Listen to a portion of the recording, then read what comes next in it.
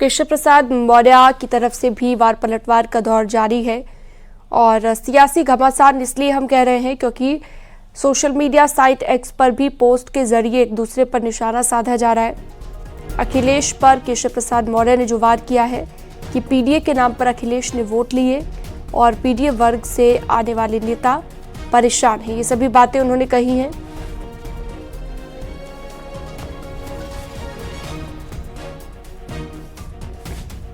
तो deputy CM Keshav Prasad Maurya ने अखिलेश यादव पर सबसे बड़ा हमला किया है। माता प्रसाद पांडे के नाम पर नेता प्रतिपक्ष की मुहर लगने के बाद हमला तेज हो गया है।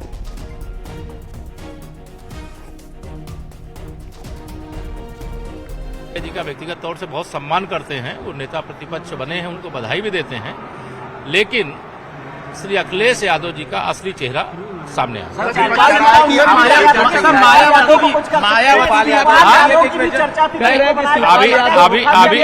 अभी जो फीडबैक आ रहे हैं उसमें जो तथाकथित पीडीए के नाम पर गुमराह करके लोकसभा चुनाव में वोट लिए हैं, उस वर्ग से आने वाले नेता बहुत मायूस हैं।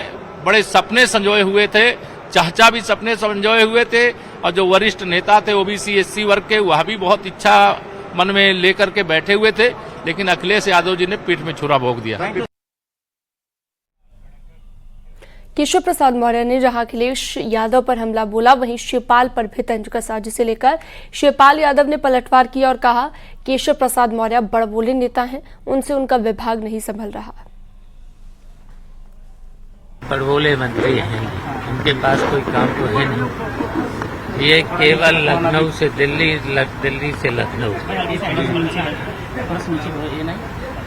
और अपना विभाग में कुछ चला तो पा नहीं रहा। और मुख्यमंत्री ने खुद ही उनको झुंझुना पकड़ा दिया है, कोई काम के तो नहीं।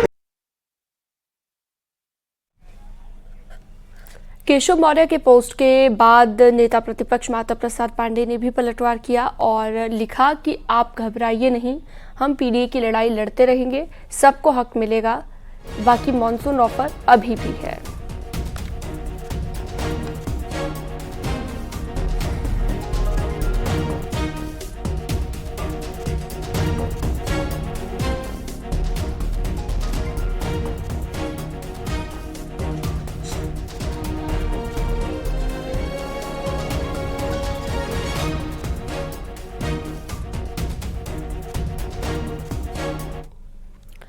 समाजवादी पार्टी के नेता प्रतिपक्ष को लेकर बीएसपी अध्यक्ष मायावती ने भी अखिलेश पर हमला बोला। ट्वीट कर उन्होंने लिखा, पीडीए को गुमराह करके वोट लिया गया, नेता प्रतिपक्ष बनाने में पीडीए की उपेक्षा की गई है, एसपी में एक विशेष जाति को जगह, एसपी सरकार में ब्राह्मण समाज की उपेक्षा की गई है।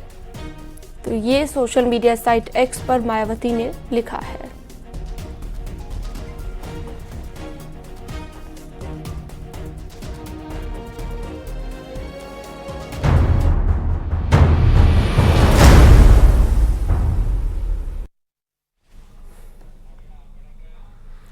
यूपी विधानसभा के मानसून सत्र की आज से शुरुआत हो गई है। विधानसभा सत्र की शुरुआत सीएम योगी ने जनप्रतिनिधियों से सदन चलाने में अपना योगदान की अपील देकर की है।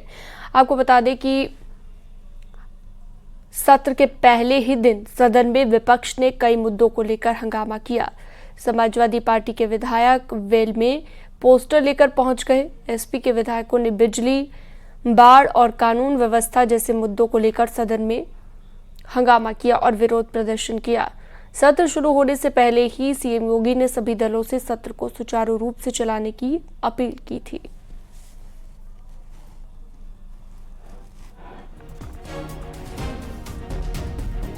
तो यूपी विधानसभा के मानसून सत्र का आज से आगाज हुआ है। 2 अगस्त तक मानसून सत्र चलेगा, लेकिन आज पहले ही दिन विपक्ष ने तमाम मुद्दों को लेकर सदन में हंगामा किया। 3 का पूछ लेना कहां से जाएगा।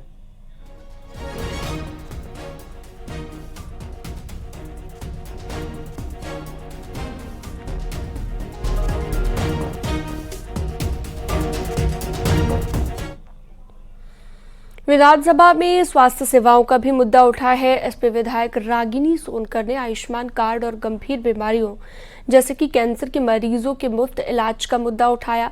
प्रदेश के स्वास्थ्य मंत्री और डिप्टी सीएम ब्रजेश पाठक ने जवाब देते हुए कहा कि हम आयुष्मान कार्ड बनाने में देश में नंबर 1 है। एक है उत्तर प्रदेश, हमने डायलिसिस की सुविधा भी दी है और जनता को सरकार अच्छी स्वास्थ्य सेवाएं दे रही है। टीबी से मुक्ति दिलाने के लिए भी काम किया जा रहा है। सभी जिला चिकित्सालयों में क्रिटिकल केयर यूनिट बनाई जा रही हैं। कैंसर पीड़ित और गंभीर मरीजों के लिए पीएम और सीएम राहत कोष से मदद की जा रही है। क्या सरकार कैंसर के सारे उत्तर प्रदेश के मरीजों को उनका जो एस्टिमेट जहां से भी बन करके आता है उसका एक मुश्त में पैसा उपलब्ध कराएगी कि नहीं कराएगी? मेरा दूसरा सवाल है मंत्री जी कि आज जब आपने जवाब नहीं दिया कि आपके पास सुपर स्पेशलिटी के डॉक्टर्स कितने बढ़ गए हैं, पेशेंट्स के अनुपात में वेंटिलेटर और आईसीयूज कितने हैं। मंत्री जी, अगर एक्सीडेंट हो गया, आज बीपी बढ़ गया और ब्रेन हेमरेज हो गया तो तुरंत उसका ऑपरेशन होना है, लेकिन उनके पास पैसा नहीं होता ना वेंटिलेटर पे देने के लिए ना उन वेंटिलेटर्स पे रहने के बाद। तो मैं आपसे ये अनुरोध करना चाहूंगी कि पीपीपी मॉडल पे जितने भी हमारे प्राइवेट हॉस्पिटल्स हैं उनको ऐड करते हुए हमारे मरीजों को मुफ्त में इलाज और समय पर इलाज दिलाने के लिए क्या सरकार काम करेगी?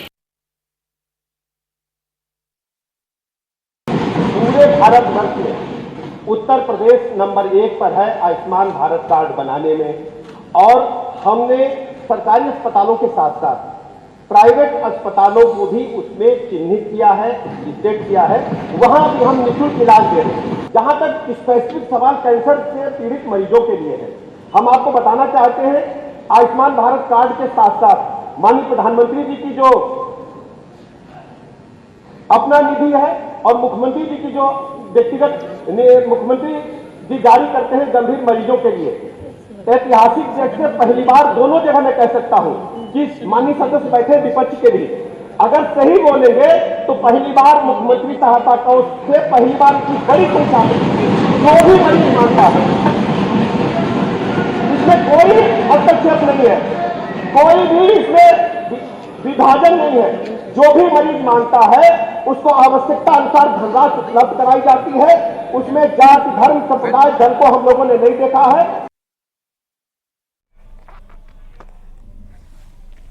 जौनपुर मेडिकल कॉलेज को लेकर जवाब देते हुए स्वास्थ्य मंत्री ब्रजेश पाठक ने समाजवादी पार्टी को निशाने पर लिया और समाजवादी पार्टी को भ्रष्टाचार की जननी बताया।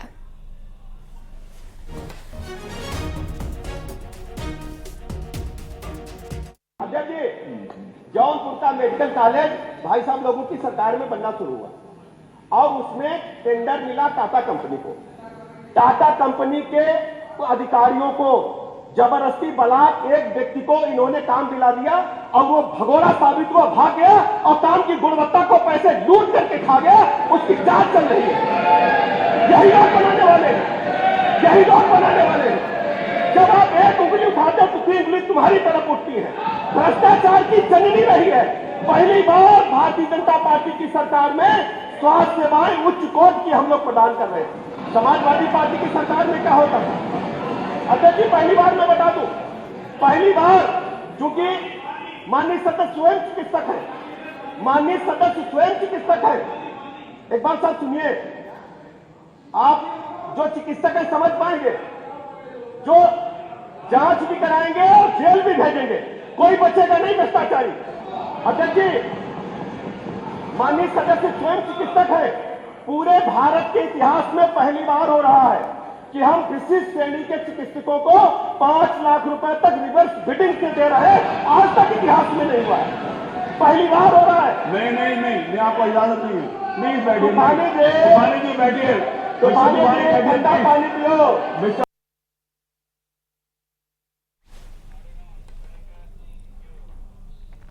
विधानसभा में एसपी के चीफ व्हिप कमाल अख्तर ने डिप्टी सीएम केशव प्रसाद मौर्य को निशाने पर लिया। शिवपाल यादव को नेता प्रतिपक्ष नहीं बनाए जाने पर उन्होंने कहा कि शिवपाल का राजनीतिक कद इन सब पदों से ऊपर है। मायावती के आरोपों पर उन्होंने कहा कि हम जिस पीडीए की बात कर रहे हैं उस पीडीए में एक का मतलब आधी आबादी, अकड़ा और अल्पसंख्यक होता है। एक कहावत है कि सियानी बिल्ली खम्बा नोचे। आप खुद भारतीय जनता पार्टी के अंदर देखिए, 2 दिन से 4 दिन से क्या चल रहा है, यहाँ बैठक वहाँ बैठक, ये हटेंगे वो बनेंगे। तो जहां तक शिवपाल जी का सवाल है, शिवपाल जी का कद इन सारी चीजों से बहुत ऊपर है। उन्हें अपने बारे में सोचना चाहिए कि उनकी स्थिति सरकार के अंदर क्या है। तो ये बौखलाहट का नतीजा, इससे ज्यादा कुछ नहीं है।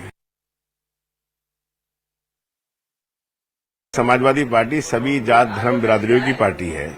क्या पीडीए के अंदर अगड़े नहीं आते? क्या पीडीए के अंदर आधी आबादी महिला नहीं आती? क्या पीडीए के अंदर मुसलमान नहीं आता? क्या पीडीए के अंदर पिछड़ा दलित नहीं आता? सारे हैं, और उसका सबूत इस 2024 के इलेक्शन के अंदर उत्तर प्रदेश की जनता ने दिया है।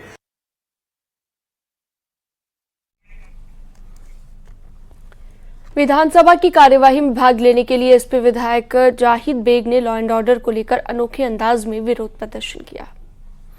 जाहिद बेग ने अपने कपड़ों पर एनसीआरबी का डाटा चिपकाया हुआ था। जाहिद बेग ने दावा किया है कि एनसीआरबी के तमाम आंकड़े इस बात की गवाही दे रहे हैं कि प्रदेश में कानून व्यवस्था ध्वस्त हो चुकी है।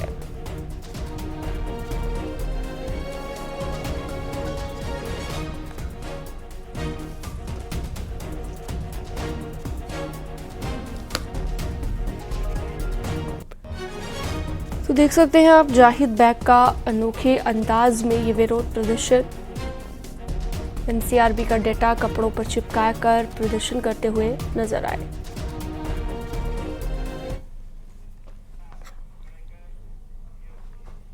संसद में बजट पर बोलते हुए नेता प्रतिपक्ष राहुल गांधी ने सरकार पर बड़ा हमला बोला। राहुल गांधी ने कहा कि सरकार ने सेना के जवानों को अग्निवीर के चक्रव्यूह में फंसा दिया है। बजट में अग्निवीरों की पेंशन के लिए 1 रुपया नहीं रखा गया है।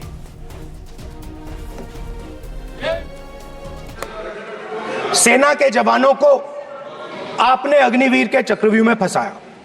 सही बात। इस बजट में अग्निवीरों के पेंशन के लिए 1 रुपया नहीं है। आप अपने आप को देशभक्त कहते हो, मगर जब अग्निवीरों की मदद करने की बात आती है, जवानों को पैसा देने की बात आती है, तो बजट में आपको 1 रुपया नहीं दिखाई देता। उनकी पेंशन के लिए 1 रुपया आपने नहीं दिया। तो उनको आपने अग्निवीर के चक्रव्यूह में फंसाया। संसद में आज एसपी सांसद डिंपल यादव ने वित्त मंत्री से सवाल पूछे हैं। डिंपल ने पूछा है कि यूपी को बजट में क्या मिला, क्या एक भी मंडी पिछले 10 साल में बनी? खाद्य सब्सिडी देने पर सरकार नाकाम रही है। फसल बीमा योजना के तहत किसानों को कितना लाभ मिला? डिंपल ने आरोप लगाया कि सरकार ने किसानों की अनदेखी की है।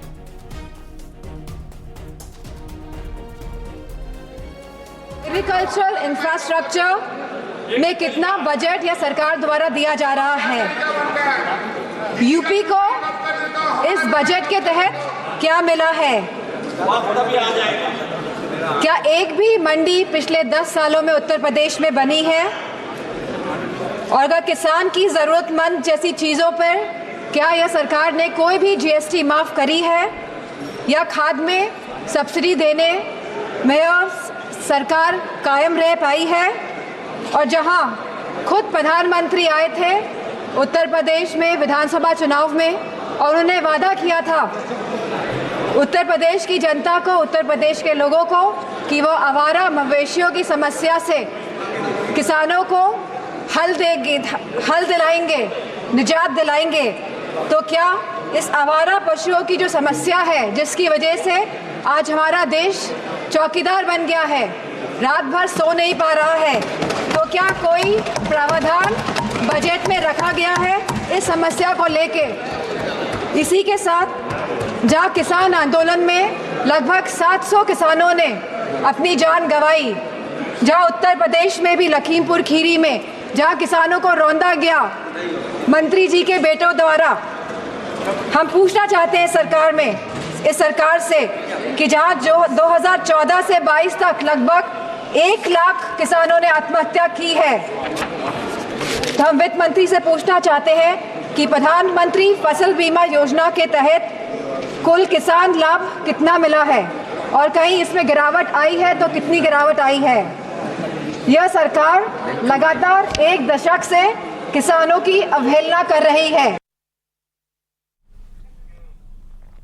लोकसभा की कार्यवाही के दौरान अखिलेश यादव ने दिल्ली में कोचिंग बेसमेंट हादसे का जिक्र किया। अखिलेश यादव ने कहा, यूपी में अवैध बिल्डिंग बनती है तो बुलडोजर चलता है, क्या राजेंद्र नगर के उस कोचिंग सेंटर में भी बुलडोजर चलेगा?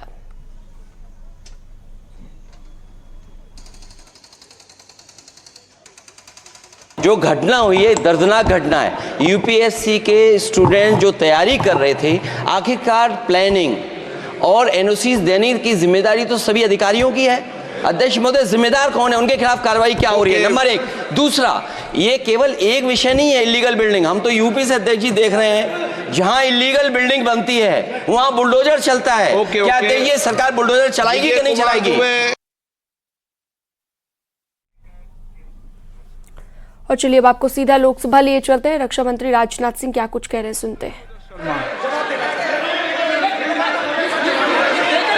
हाँ, क्या आपने अपनी बात खत्म कर दी ना? सर जवाब देना सर।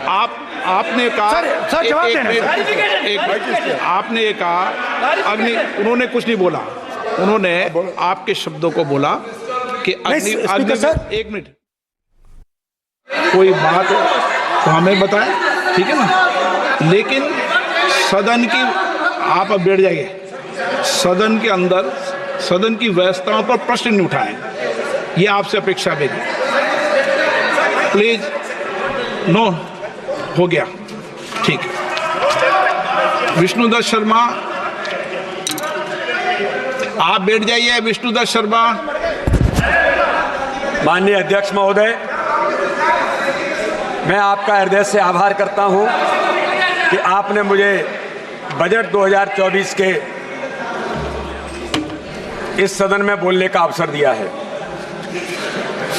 आज पूरा देश गौरवान्वित है कि भारत के संसदीय लोकतंत्र में लगातार तीसरी बार भारत के प्रधानमंत्री के तौर पर किसी ने शपथ ली तो भारत के प्रधानमंत्री नरेंद्र मोदी जी ने इस देश के अंदर शपथ ली है।